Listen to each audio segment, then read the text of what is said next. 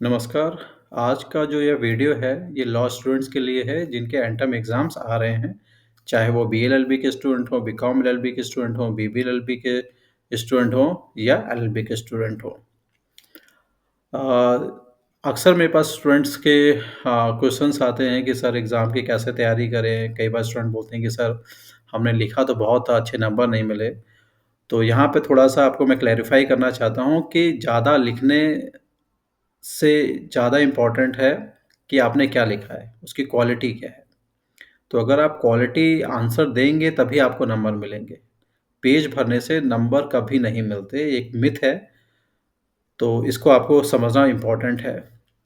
तो यहाँ पे आप देखेंगे कि सबसे जो इम्पोर्टेंट चीज़ है वो आपका सिलेबस है, कि आपका सिलेबस क्या है, एग्ज़ामिनेशन पैटर्न क्या है, वो आपको पता होना चाहिए। डिफरेंट यूनिवर्सिटीज़, इंस्टीट्यूशन के पैटर्न अलग हैं, उसका असेसमेंट मेथड अलग है, तो वो आपको पता होना चाहिए। आपका इंटरनल मार्क्स कितने हैं, एंड टर्म एग्ज़ाम्स कितने मार्क्स का होगा, क्वेश्चंस का फॉर्मेट क्या होगा, लॉन्ग आंसर बेस्ड होगा या मिक्स होगा शॉर्ट से लेके लॉन्ग तक, पहली बात। दूसरी चीज़ आपके पास सिलेबस की हार्ड कॉपी होना चाहिए, जिससे आपको एग्ज़ाम के प्रिपरेशन में हेल्प मिलेगी। साथ ही आपके पास पिछले लगभग 4-5 सालों का जो क्वेश्चन पेपर है, आपके पास होना चाहिए, वो आपको लाइब्रेरी से मिल जाएगा या यूनिवर्सिटी या कॉलेज की वेबसाइट से आपको मिल जाएगा। तो उसकी आपको नॉलेज ज़रूरी है। फिर आपके लिए क्या इम्पोर्टेंट है?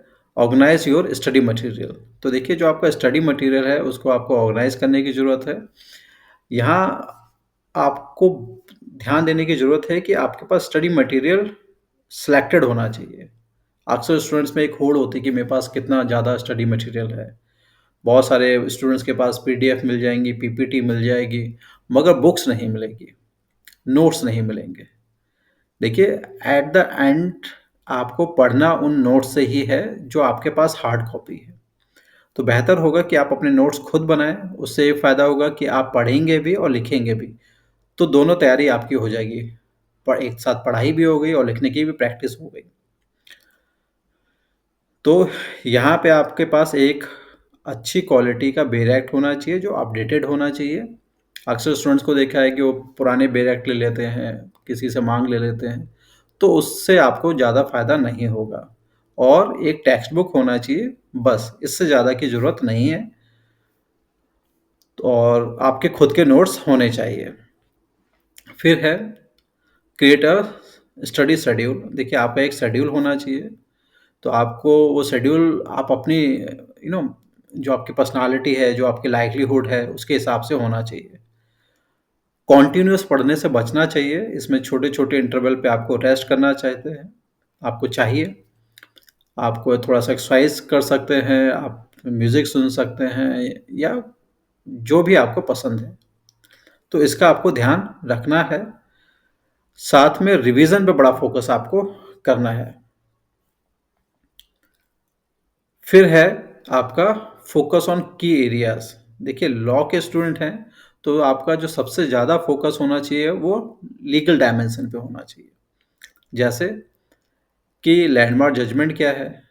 तो हर सब्जेक्ट में आपके पास 30 टू 40 क्या है लैंडमार्क केसेस हैं, याद होना चाहिए। मिनिमम 30 तो याद होने ही चाहिए। तो अगर वो 30 केस लॉज़ आपको याद हैं, तो आपके वो एंड टर्म एग्ज़ाम्स में बहुत ज़्यादा इम्पोर्टेंट हैं। उससे जो एग्ज़ामिनर है वो खुश होगा, इवैल्यूएटर, और वो आपको अच्छे नंबर देगा। दूसरी चीज़, आपको उस सब्जेक्ट से रिलेटेड जितने लॉज़ हैं, उसके बारे में पता होना चाहिए। उस एरिया में जो लेटेस्ट अपडेट्स हुए हैं, वो पता होना चाहिए। सुप्रीम कोर्ट जजमेंट लेटेस्ट क्या आया, हाई कोर्ट जजमेंट क्या आया, कोई लॉ है अगर वो अमेंड हुआ है तो उसके बारे में आपको पता होना चाहिए। और ये सारी चीज़ें अगर आपके आंसर में रिफ्लेक्ट होती हैं, तो आपको अच्छे नंबर मिलेंगे। फिर है प्रैक्टिस राइटिंग आंसर। देखिए जैसे मैंने आपको शुरुआत में बताया कि पिछले 5 साल के क्वेश्चंस पेपर को आपको लिखना है, रखना है और लिखना है। तो लिखने से क्या है आपकी प्रैक्टिस होगी और एक आपको आइडिया मिलेगा कि जो इंस्टीट्यूट है, यूनिवर्सिटी है, उसका पैटर्न क्या है। तो उसके हिसाब से भी आप एक अपनी स्ट्रेटजी बना सकते हो। जैसे मैंने आपको बताया कि जो आपके नोट्स हैं वो क्या है, क्रिस्प कंसाइज फॉर्म में होना चाहिए, जिससे जो इवैल्यूएटर जब चेक करेगा तो उसको समझने में आसानी होगी, और जब समझने में आसानी होगी तो नंबर आपको देगा अच्छे। बहुत लंबे लंबे पैराग्राफ में आंसर ना लिखें, छोटे छोटे पैराग्राफ में दें, बुलेट्स में दें, पॉइंट वाइज दें, तो आपको नंबर अच्छे मिलेंगे। जितनी ज़्यादा हेडिंग्स होंगी उतने अच्छे नंबर आपको मिलेंगे। अक्सर मैंने देखा है हेडिंग 1-2 होती है और उसमें पूरा का पूरा टेक्स्ट होता है, तो उसमें आपको अच्छे नंबर नहीं मिलेंगे, ध्यान रखें। फिर है रिवाइज़ रेगुलरली। तो जैसे आप जानते हैं साइंटिफिकली हम जितना कुछ पढ़ते हैं अगर हम उसका रिवीजन नहीं करेंगे तो थोड़े समय बाद हम भूल जाते हैं। तो उसका रिवीजन बड़ा इम्पोर्टेंट है। तो जितनी ज़्यादा बार आप रिवाइज़ करेंगे उतने अच्छे नंबर मिलेंगे। देखिए आप कभी इसको ट्राई करके देखना। 3-4 रीडिंग के बाद क्या होगा कि आप जो पढ़ रहे होंगे वो पहले से ही माइंड उसका आंसर बताने लगेगा कि ये चीज़ ये है। अब कौन-सी हेडिंग आने वाली है, कौन-सा केस लॉ आने वाला है, कौन-सा सेक्शन आएगा, कौन-सा आर्टिकल आएगा। तो ये जो प्रैक्टिस है आपको हेल्प करेगा एंड टर्म एग्ज़ामिनेशंस में। फिर जो है ग्रुप स्टडी है एंड डिस्कशन है। तो आप अपने जो जिनके साथ आपकी ट्यूनिंग अच्छी है उनके साथ क्या है आप बैठ के ग्रुप स्टडी भी कर सकते हैं। देखिए गॉसिप से बचें। स्टडी का मतलब है स्टडी वहाँ पे करनी है। एक और ह्यूमन साइकोलॉजी है, जिस चीज़ के लिए कोई आपको टोक देता है वो ज़िंदगी भर याद रहता है। तो आप डिस्कस करिए, हो सकता है वो कोई पॉइंट आप जो मिस कर रहे हो आपका फ्रेंड बता दे, तो वो आपको एग्ज़ाम टाइम पर रिकॉल कर जाएगा। तो ये बड़ी वजह है अ, जिसकी वजह से आपको क्या है ग्रुप स्टडी करना चाहिए। एक और फ़ायदा होता है जब आप किसी को पढ़ा रहे होते हो, कुछ समझा रहे होते हो, तो आपको पता पड़ता है कि आपको कितना आता है। अगर आपको आएगा तभी तो दूसरों को पढ़ा पाओगे, तभी तो दूसरों को समझा पाओगे। और ये चीज़ मैं सीनियर स्टूडेंट्स को ख़ास तौर पे बता रहा हूँ क्योंकि सीनियर जो स्टूडेंट होते हैं उनको ऑलरेडी सारी चीज़ पढ़ी होती है। तो कुछ स्टूडेंट्स को मैंने देखा है जूनियर स्टूडेंट्स को पढ़ाने लगते हैं, तो उससे उनको कॉन्फिडेंस भी आता है और उनकी तैयारी भी अच्छी होती है। स्टे अपडेटेड जैसे मैंने आपको बताया कि जिस भी पेपर जो भी पेपर की आप तैयारी कर रहे हो, उसमें लेटेस्ट को ज़रूर आपको ध्यान देना है, पढ़ना है। उससे आपका जो जो आंसर है बहुत अच्छा होगा, तो इसका ध्यान रखें। तो केस लॉज़ का आपको पूरा-पूरा क्या है, फ़ोकस करना है, ध्यान रखना है। फिर अपनी हेल्थ का ध्यान रखना है। देखिए आप अपनी हेल्थ का ध्यान रखेंगे तो आप अच्छा आंसर लिख पाएँगे। अक्सर एक स्टूडेंट जो है वो एंड टाइम पे क्या है पैनिक हो जाता है। वो लंबा-लंबा पढ़ाई करता है जिससे उसके अंदर एग्रेशन बहुत आता है, गुस्से में बहुत आ जाता है। उसको पता है कि सिलेबस बहुत ज़्यादा है, मैं इतने कम टाइम पे कैसे तैयार करूँगा? तो वो क्या है उसका बिहेवियर ठीक नहीं रहता है। कई बार उसके वजह से उनकी तबीयत ख़राब हो जाती है। तो आपको अपनी हेल्थ का ध्यान रखना है, थोड़े-थोड़े इंटरवल पे गैप लेना है, पानी पीना है आपको ध्यान से, चाय, कॉफ़ी जो पसंद है वो लीजिए। काम बिल्कुल ठंडे दिमाग से पढ़ाई करिए। पढ़ना एक सेलिब्रेशन है, ये कोई पनिशमेंट नहीं है, इसका ध्यान रखिए। अक्सर लोग इसको पनिशमेंट समझते हैं। फिर ब्लूम्स टैक्सोनॉमी के बारे में आपको पता होना चाहिए। देखिए हमारे पास कुछ यूनिवर्सिटी से क्वेश्चन पेपर बनाने को आते हैं, तो वो बोलते हैं कि जो आपका क्वेश्चन पेपर है, वो ब्लूम्स टैक्सोनॉमी के बेसिस पे होगा। उसमें पहले से गाइडलाइंस होती हैं कि इस क्वेश्चन में ये टर्मिनोलॉजी यूज़ होगी, इसमें ये होगा, इसमें ये होगा। तो अकॉर्डिंगली हम क्या है उसको डिज़ाइन करते हैं। तो आपके रेफ़रेंस के लिए ये रिमेंबर से स्टार्ट होता है और क्रिएट पे जाता है। तो पहला स्टेप क्या है रिमेंबरिंग, सेकंड है understanding, third is application, fourth is analysis, fifth is evaluation and fifth is creation. तो ये क्या है डिफरेंट लेवल्स हैं। अब इसको आइडेंटिफ़ाई कैसे करेंगे? तो देखिए आइडेंटिफ़ाई हम बड़ा आसान है इसको करना। जहाँ फर्स्ट लेवल है रिमेंबरिंग वाला, जहाँ पे हम नॉलेज चेक करते हैं, वहाँ डिफाइन, आइडेंटिफाई, डिस्क्राइब, रिकॉग्नाइज इस तरह के वर्ब्स का इस्तेमाल होगा।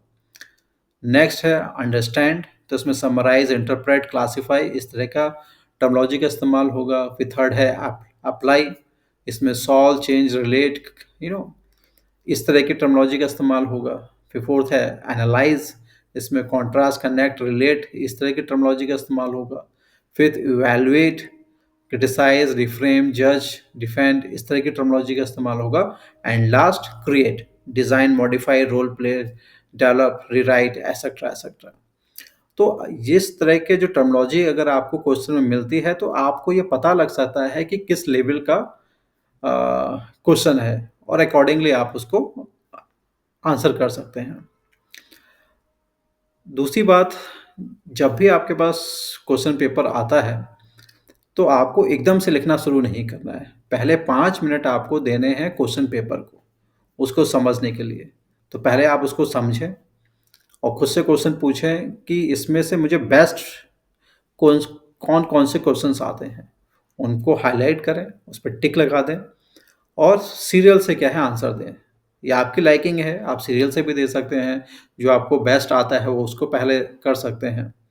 पर ध्यान रखें जिस भी सिस्टम को आप फॉलो करें, क्वेश्चन नंबर, आंसर नंबर ज़रूर लिखें। अगर आप नहीं लिखेंगे तो इवैल्यूएटर इरिटेट हो जाता है जिससे वो आपको नंबर नहीं देता है। अक्सर मैंने देखा है कि हमें यही नहीं पता पड़ता है कि क्वेश्चन स्टार्ट कहाँ हो रहा है, ख़त्म कहाँ हो रहा है, दूसरा क्वेश्चन कहाँ से स्टार्ट हो रहा है।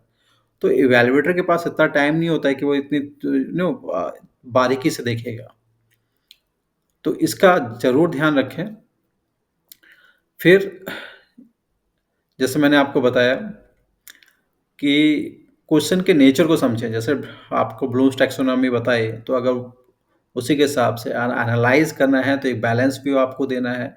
स्ट्रेंथ वीकनेसेस के बारे में बात करना है, लीगल प्रोविजंस के बारे में बात करना है, कंपैरिजन के बारे में बात करना है और लास्ट में उसकी समरी देनी है। तो अकॉर्डिंगली आपको तैयारी करनी है। एक और बात, आपका आंसर क्रिस्प एंड क्लियर होना चाहिए, यानी अननेसेसरी बड़े-बड़े पैराग्राफ नहीं लिखने हैं। फैक्ट्स जितने ज़्यादा लिख सकते हैं उतना अच्छा है। हेडिंग, सब हेडिंग जितनी ज़्यादा आप लिखेंगे उतना अच्छा है।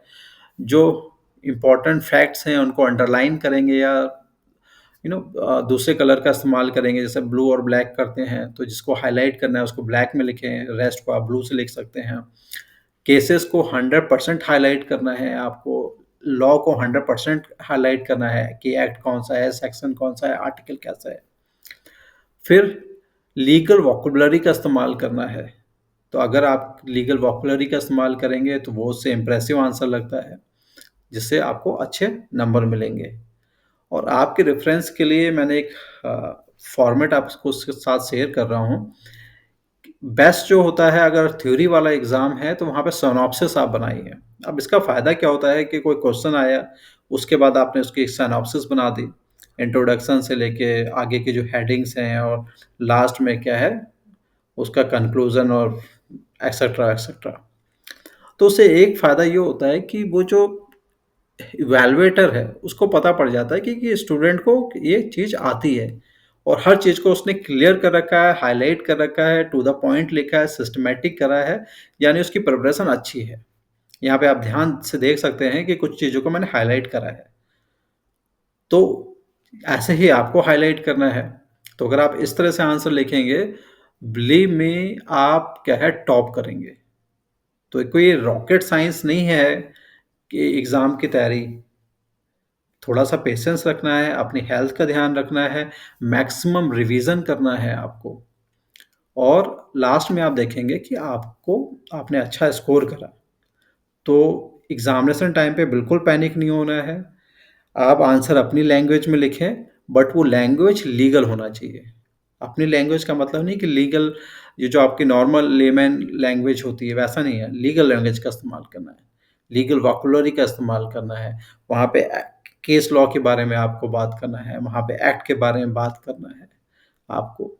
अगर ये सारी चीज़ें आप करेंगे, बिलीव मी आपको मैक्सिमम मार्क्स मिलेंगे। तो मेरी बेस्ट विशेज़ आपके साथ हैं और अगर आपको कोई प्रॉब्लम है तो आप मैसेज कर सकते हैं और मैं पूरी कोशिश करूँगा आपको असिस्ट करने के लिए। तो आज का मैसेज बस इतना ही। Thank you so much.